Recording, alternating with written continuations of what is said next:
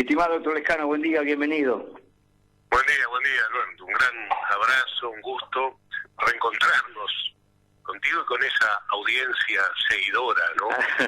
y mi homenaje al hijo de José Carvajal, ¿no? Y a su padre, a su memoria. Totalmente. Y gratitud por tanto que nos dejó. Yo debo confesar que me siento muy contento de reencontrarme contigo. Hacía mucho tiempo que no estábamos en contacto. Recíproco. Y en esta fecha tan especial, como te estabas refiriendo, ¿no, Alberto? Pensar que hace ya 53 años, ¿no? Toda una vida en que cayó liberarse en las puertas de la Facultad de Veterinaria, ¿no? Ahora, dentro de un rato nomás, se hace un homenaje en la calle justamente que lleva su nombre, y Luis Alberto de Herrera, un homenaje depositando una flor roja que organizan los jóvenes del Frente Amplio, el municipio CH, la coordinadora M, ¿no? Sí, 53 años ya. Liberarse tendría cerca de 80 años ahora, ¿no? Claro. Parece mentira. Sí, porque era un poco mayor que nosotros en su condición de estudiante y de trabajador, como recordarán los oyentes, ¿no? Así que fue una mañana que yo he dicho más de una vez, marcó un antes y un después, me parece, en la vida del Uruguay, no por decir una frase hecha, un lugar común. Creo que realmente fue un hecho de un significado, desde luego la pérdida de una vida joven, el primer mártir estudiantil en el marco de aquellas luchas por el presupuesto, por las libertades, etcétera, que hoy se está recordando en las redes, en la memoria popular, sino por lo que significó en el contexto de un Uruguay donde se estaba instalando la violencia, donde desde el gobierno políticas autoritarias estaban como marcando un rumbo y un final. Bueno, marcó la historia del Uruguay, ¿no? Mira, yo hay algunas cosas que he dicho alguna vez y desde luego no puedo demostrarla absolutamente. Yo, como seguramente tantos de la audiencia, hemos estado en manifestaciones populares multitudinarias, ¿no? Los 1 de mayo, el obelisco, bueno, tantos actos donde realmente eran multitudes convocadas. No me refiero solo al Frente Amplio, ¿no? Ni siquiera a la central sindical, me refiero al Uruguay, al pueblo uruguayo, ¿no? Que trasciende indudablemente estos espacios. Pero yo modestamente sostengo que el entierro un 14 de agosto de Liberarse fue la manifestación popular más grande de la historia del Uruguay. Lamentablemente no tengo videos, todos los aportes hoy que después tuvo la tecnología, pero sí tengo testigos, no testigos oculares, presenciales, porque mira, yo integraba el Consejo Federal de la FEU en aquel momento, y en la comisión de organización de esta gran despedida al primer mártir estudiantil, tuvimos que recorrer un poco todo el trayecto, ¿no?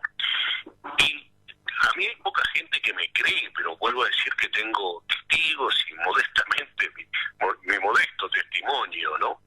De que cuando la punta estaba entrando de aquella impresionante manifestación al cementerio del Buceo en la calle Rivera con el ingeniero Oscar Mayolo, el rector de la universidad, al frente, y había gente todavía en el obelisco de la ciudad. Es decir, si la gente se imagina toda la avenida Rivera desde el Buceo hasta Alejo Rosell y Ríos, todo Alejo Rosell y Ríos hasta Ramón Anador, y todo Ramón Anador hasta las inmediaciones del Estadio Centenario, y a eso le sumamos que como nunca, había más gente en las veredas arrojando flores al paso de los restos de Liberarse, como la propia manifestación, donde el silencio era una cosa impresionante, realmente, ¿no? Impresionante. Y yo, con todo respeto, digo esto, pero no sé si hubo realmente tanta multitud, porque ahí era el pueblo, ahí era todo, el pueblo uruguayo que despertaba de alguna manera a una situación que estaba viviendo y quizás no había aquilatado en todas sus dimensiones cuando tenía que despedir a un joven estudiante, ¿no? Me acuerdo cuando el profesor Clotogini, aquel memorable 26 de marzo de 1971, dijo que ese era un plebiscito en la alegría, como el de Liberarse había sido un plebiscito en el dolor. Y creo que es así, que efectivamente fue un plebiscito, esa multitud popular en silencio, sobrecogedor en la calle, bueno, era una respuesta a las políticas que se estaban llevando adelante desde el gobierno del señor Pacheco Aresco. Realmente muy fuerte, es una experiencia que vivimos tan de cerca, que le tocó a Liberarse. En fin, son tantas las cosas que ahora que se está mudando la facultad de veterinaria, no sé exactamente qué quedará y qué no quedará. Estaba pensando el otro día, ojalá que quede el mástil aquel, uno de los dos que había para las enseñas patrias, en el que estuvo colgado la gorra del policía que disparó, que le fuera arrebatada por un militante muy especial que teníamos, Daniel Robuski, ¿no? Lo recuerdo siempre, ahí estuvo muchos días colgada. Ojalá que quede como un recuerdo, ¿no? Pero bueno, el compromiso y el homenaje a él y a la larga lista de mártires que después lamentablemente engrosaron la lista de gente que cayó por defender esos valores, esos principios, será, bueno, volver a hacer todo lo necesario, que son muchas cosas, para volver al tiempo progresista de la patria, ¿no? Y a los ideales, y el afán de justicia social, de libertad, por el que ellos dejaron la vida, ¿no? Así que es un día realmente muy especial, ¿no? Muy especial, muy particular, y tú estuviste en el mismo momento que es herido. Sí, ¿Cómo fue eso? ¿Tú estabas al lado de Liberarse? Sí, realmente, no en la primera fila, yo creo que nunca estuve en la primera fila, esa es la verdad, pero sí al lado de Liberarse, con quien además habíamos estado trabajando juntos, porque por la cercanía territorial, las facultades de odontología a las que él pertenecía y de veterinaria, realizábamos muchas movilizaciones en forma conjunta en aquel año tan intenso como fue el año 68, ¿no? Y habíamos estado hace muy pocos días antes formando un pequeño grupo, digamos así, en vísperas de un paro general de la CNT en aquel momento, con Liberarse, ¿no? Y estábamos ahí en la puerta de la facultad, algunos todavía no habían pasado el viejo portón de la facultad, cuando se produjo el hecho de una manifestación que pensaba ir hasta la calle Rivera, absolutamente pacífica, no teníamos nada que pudiera decirse que era violento, ¿no? Pero bueno, ocurrió eso y le tocó a él, ¿no? Como nos pudo haber tocado a varios, a veces con algunos compañeros recordamos los nombres, algunos que tampoco ya están acompañándonos porque se han ido, ¿no?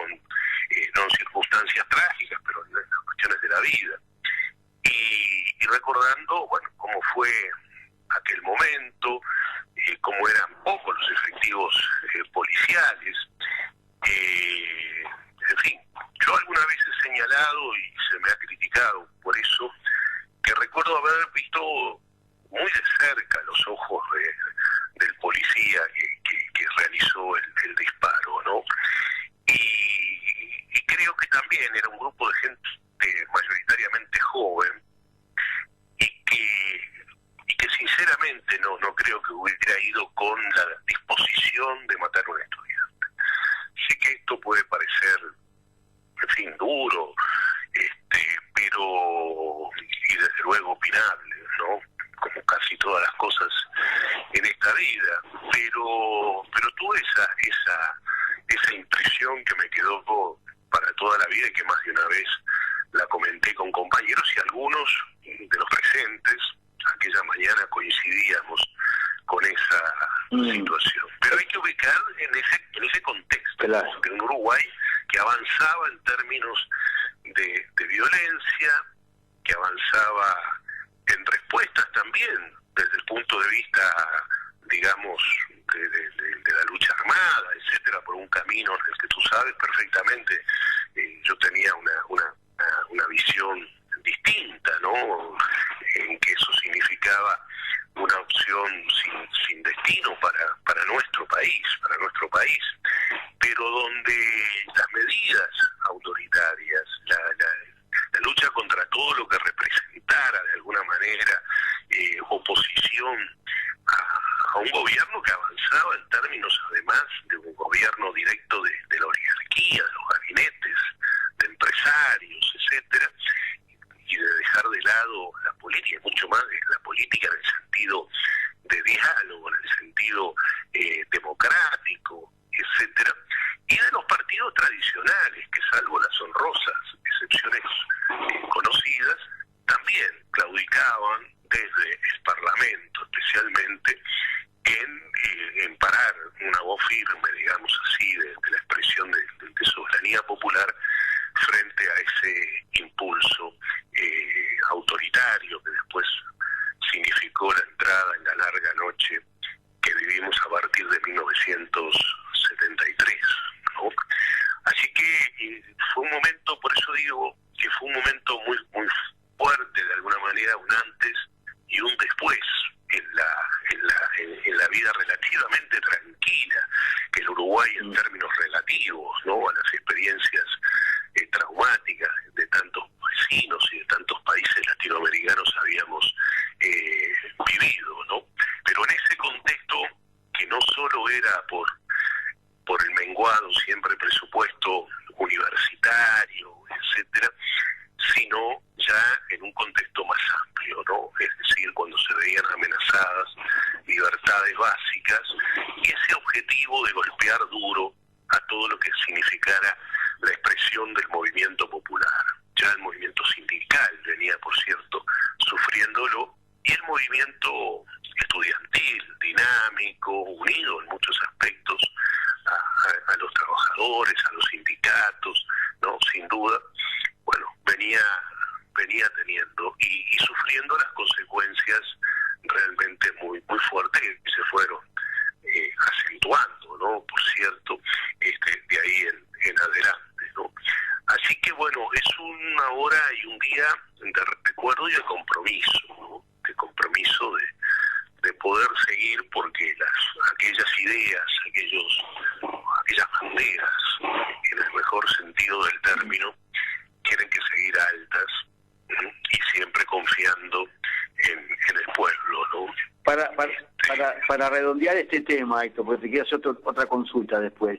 En el momento que ese herido liberarse, que estabas tú allí, en tu percepción, en tu recuerdo, en la gente que te rodeaba, ¿pensaron que era una herida de muerte o pensaron que era algo más liviano, digamos, más menos grave? Todos un poco con la sorpresa, ¿no?, del episodio, porque hasta ahora había habido palos, hablazos, yo que sé, muchas cosas que se habían sufrido en manifestaciones, pero o balas, por ejemplo, de goma que se habían tirado, gases lacrimógenos, etcétera. Pero el ver a un estudiante herido de bala en ese momento fue un momento fuerte también de y de, bueno, la búsqueda, digamos así, de la manera más rápida de trasladar a liberarse, que tuvo, como tú sabes, 2 días, en que esperábamos que pudiera salir de ese gravísimo cuadro que tenía, ¿no? Pero bueno, es difícil de olvidar y de aquilatar todos esos momentos y cosas que también con el paso del tiempo a uno se le van olvidando, ¿no? Digamos, episodios adyacentes de alguna manera, efectos colaterales, que llamarán algunos, que se van borrando en el tiempo.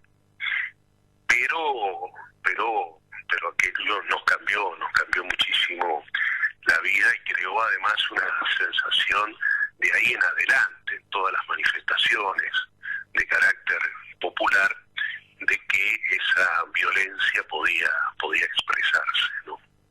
Tú sabes que el jueves en la noche se presentó en Fugban el libro Historia y Lucha, Sí, claro. De curas, anarquistas, comunistas, socialistas e independientes. Y debo confesar, te quiero pedir una reflexión, me llamó mucho la atención la presentación y el libro, la participación que yo no sabía que era tanta, de una vertiente en el pensamiento que tú comulgas. No sabía que 2 obispos habían participado activamente en el arranque en Fugban, que curas del interior, y que Juan Pablo Terra. No sabía toda esa cosa en esa profundidad. Sí, la verdad que sí, conozco el libro, lamentablemente por estas circunstancias que te mencionaba, al inicio no pude concurrir, porque además viví muchos años en una cooperativa, ¿no? Y siento la lucha de Fugban muy cerca, y tengo allí amigos, compañeros de haber compartido muchas horas, ¿no? Pero se termina además de publicar un libro, no sé si tú lo has podido leer, Alberto, si no me permito recomendarlo, que se titula ¿De qué lado está Cristo? No. Que está vinculado al tema de fe y resistencia, un documental muy completo que realizaron jóvenes investigadores, especialistas, Nicolás Iglesias Schneider, la otra chica ahora en este momento de gripe, no recuerdo el nombre, pero que es muy completo sobre la participación de las iglesias, es decir, la Iglesia Católica, pero también muchas de las iglesias protestantes en nuestro país, desde la mirada de la fe en la resistencia. Y en este libro que tú haces referencia hay una mención a lo que fue el llamado Movimiento Intercomunitario Nacional, ¿no? El MIN, que conformaba varias comunidades cristianas, una de ellas, la comunidad Mensaje, en la que tuve el gusto de participar, de convivir, ¿no? Durante varios años, con una gran comunidad anarquista que fue Comunidad del Sur, ¿no? Diezmada absolutamente cuando llegó la dictadura, pero protagonista ese movimiento de cosas muy importantes, ¿no? Y ese libro además recoge mucho en la memoria la acción de dos grandes pastores que jugaron muchísimo el tema de la libertad, de los derechos humanos, de la democracia, etcétera, que fueron Carlos Bartelli y Emilio Castro, es decir, pastor de la Iglesia Católica, Monseñor Bartelli, y el pastor Emilio Castro de la Iglesia Metodista, ¿no? Y fíjate tú, yo te estaba hablando de la emoción que como cristiano sentí cuando al paso de la inmensa manifestación que acompañaba a liberarse, en la iglesia de San Ignacio, en Alejo Rosario Ríos, se había desplegado un gran cartel que cubría toda la fachada, con aquella frase: bienaventurados los que sufren persecución por la justicia. Había sido el grupo parroquial ahí de San Ignacio los que al paso, y creo, esto no estoy totalmente seguro, que se escuchó también el tañir de las campanas al paso entonces del cuerpo de liberarse, y la efectivamente allí hubo un compromiso, porque bueno, nos unía a todos algo muy común, que era compartíamos la lucha por los derechos humanos, por las libertades, por la democracia avasallada, etcétera. Y entonces, bueno, lo de los obispos que tú dices en la formación de FUMA, Juan Pablo Terra, por ejemplo, y su ley de vivienda, ¿no? Juan Pablo Terra fue el alma mater de la ley de viviendas, escribió un libro sobre el cooperativismo en el Uruguay, y fue un incansable luchador de esa dimensión social de la vivienda, ¿no? De manera que sí, yo creo que si bien como siempre hay excepciones, ¿no? Como en casi toda institución humana, pero la gran mayoría de la militancia, de los pastores, de las parroquias, de gran parte, de la casi totalidad de las jerarquías de las iglesias, tuvieron una posición de compromiso fuerte. Las parroquias fueron, y las iglesias protestantes y sus pastores fueron, bueno, refugio, ¿no? De actividades, yo que sé, conventuales. Siempre recuerda a Mario Cayota, un gran compañero, historiador, filósofo, etcétera. Bueno, el fermento que hubo ahí en conventuales y una cantidad de lugares físicos donde, bueno, se reunía la dirección de la CNT, o el nacimiento de la ACFEU, o los pequeños embriones de resistencia, lo que significó el ayuno organizado por Servaj, ¿no? Que hemos recordado junto a Josefina Pla mucho en estos días, ¿no? Fue una expresión muy fuerte de eso, que no siempre la historiografía, digamos así, ha recogido con el valor y la dimensión que tuvo ese compromiso, ¿no? En fin, sí, así que te agradezco la referencia, porque lo sentimos también. No, fue muy profundo. Yo recuerdo siempre que tuve el inmenso honor que Monseñor Partelli, cuando estábamos investigando para el Alto el Fuego, nos recibiera allí en su residencia en Millán, y es tal cual tú lo estás contando, pero compromiso que se mantiene. En un rato, te cuento, estoy conversando con integrantes de la olla Parroquia Padre Hurtado, en Casabó. Sí. Y mira, ya que hablas tú de Monseñor Partelli, uno recuerda la entrada de Monseñor Partelli y varios de los sacerdotes, entre ellos un gran amigo fue Haroldo Ponce de León, de gran compromiso con la lucha por los derechos humanos, ingresar a la sede del Partido Comunista, en la calle Sierra, en la ex calle Sierra, cuando el velatorio de los 8 mártires de la seccional 20, ¿no? del Partido Comunista. Eran cosas que, bueno, esas cosas que después significaron en el Uruguay una expresión política, ¿no? Ya no de diálogo, como se hablaba en algún momento entre cristianos y marxistas, sino de ser capaces de, en forma conjunta con tantos otros, desde luego, ¿no? Y gente de corrientes, de opinión libertaria, democrática, popular, etcétera, en la concreción de lo que alguien denominó la mayor construcción política de la segunda mitad del siglo pasado, que fue el nacimiento del Frente Amplio, ¿no? Héctor, tú que fuiste embajador en la República Argentina, estoy tentado de preguntarte, ¿cómo estás viendo la relación con Argentina? ¿Y por qué tenemos siempre tantos problemas con Argentina? Una reflexión en voz alta, te pido. Sí, es muy preocupante, ¿no? Muy preocupante porque realmente deberíamos estar compartiendo al menos principios básicos de la necesidad de una integración real, efectiva, porque bueno, como se ha dicho tantas veces, es casi un lugar común. Estamos en el barrio, no nos podemos mudar, pero yo creo que tampoco debemos ni queremos mudarnos, porque debería animarnos el ideario federal, digamos, de Artigas, etcétera.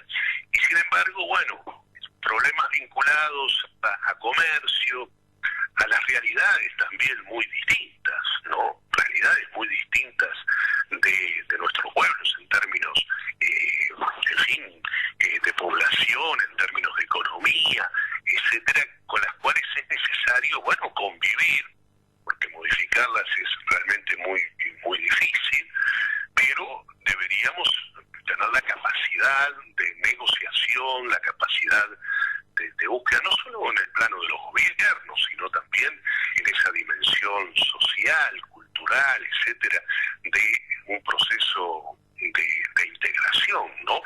Bueno, anoche viajó el presidente a reunirse. A mí me parece un hecho positivo, quiero decirte, ¿no?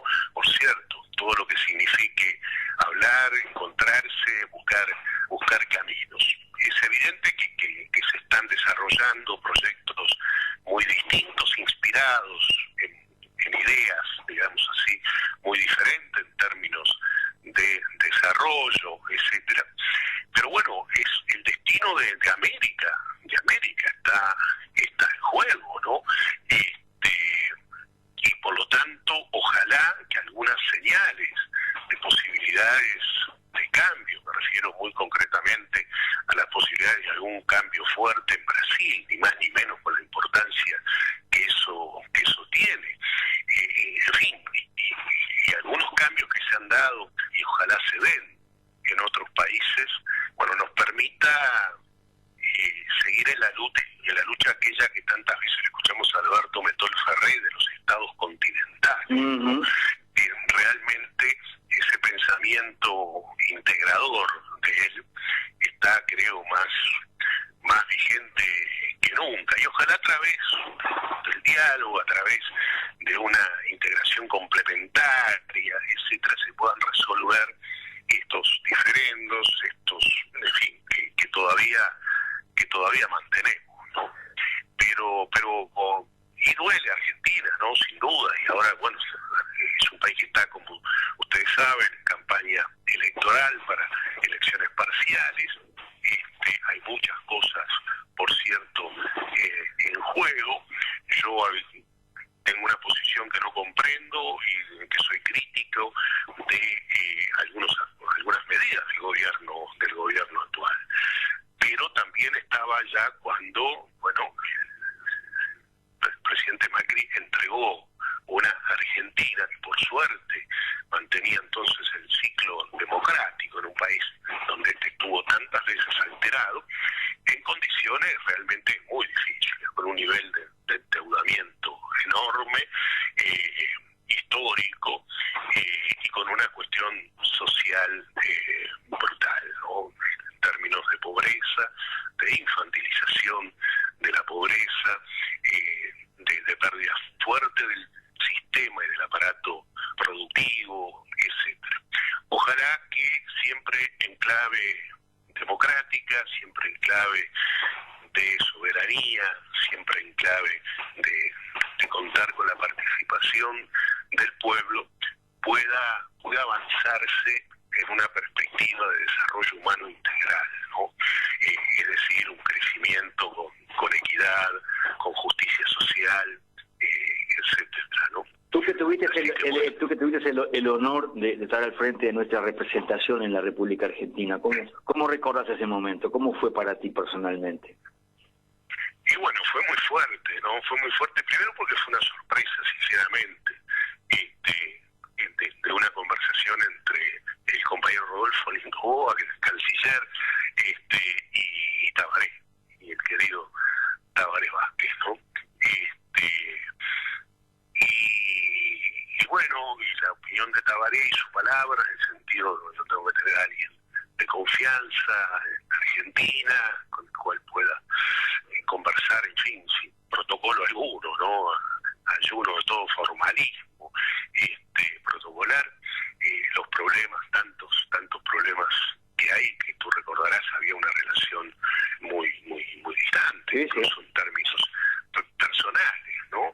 Entre los jefes de Estado. Bueno, esas situaciones obviamente tuvieron cambios, y fue una tarea realmente fuerte e intensa, porque son cientos de miles los compatriotas que están allá, y porque quisimos hacer desde el primer día una embajada de puertas abiertas a esa comunidad oriental, digamos así, que está un poco dispersa, desde luego, pero que está en toda la República Argentina y muy especialmente en la provincia de Buenos Aires y algunas otras provincias, de manera que la agenda política, pero también social, cultural, científica, con tantas cosas que tendríamos para coordinar y para potenciar desde el punto de vista de lo científico y lo tecnológico, bueno, tratamos de llevar adelante una tarea con un equipo grande de gente, con una cónsul como Liliana Alfaro, que nos acompañó también en todos esos años al Consulado General en Buenos Aires. Bueno, una agenda de puerta abierta y de estrechar vínculos, ¿no?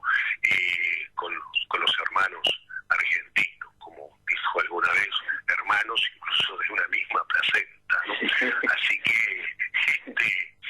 sí, pero fueron un gran honor, sin duda, un gran honor, un trabajo donde sentimos la posibilidad de aplicar, bueno, muchas de las cosas que desde hace tantos años, parlamentario, en fin, tratamos de llevar adelante desde una perspectiva y una formación, como tú referías, basada en el humanismo cristiano, basado en un sentido evangélico de transformación, ¿no?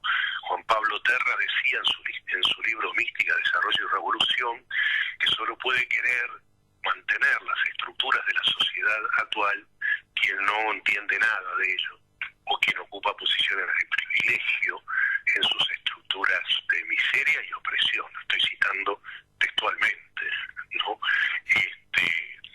El texto y la contratapa de ese libro, que fue para muchos de nosotros cabecera, es decir, el compromiso de la opción preferencial por los pobres, etcétera, y de la mano, sin reclamar privilegio hegemónico ninguno, de la mano de todos aquellos que, provenientes de otras corrientes del pensamiento, de las tradiciones, de la historia, caminan en el sentido del progreso humano, ¿no?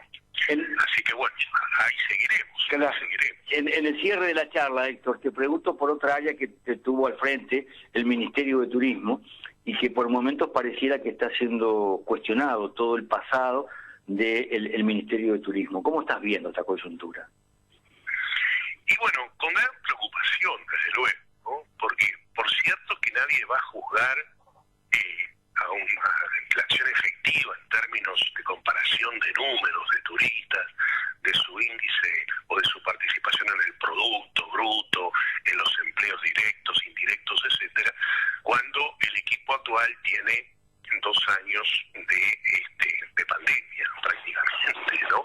Y de fronteras cerradas. Entonces, corresponde decir eso, pero con una gran preocupación, porque como muy bien han señalado compañeros como Lilian Chichiano, Benjamín Liberoff, etcétera, se han echado atrás, por no decir se han destruido algunos proyectos, algunas áreas que eran para nosotros muy importantes desde un punto de vista programático y desde un punto de vista incluso económico, del desarrollo de una política nacional de turismo en la materia. Me refiero a proyectos como el Río de los Pájaros Pintados, por ejemplo, formidable proyecto, en su momento financiado por el MIDO, proyectos de turismo social que se intentaron llevar adelante, o por ahí alguna idea de modificar el logo país por el que tanto trabajó tanta gente de Uruguay Natural, ¿no? Etcétera. Es decir, vemos que no hay, por un lado, una propuesta,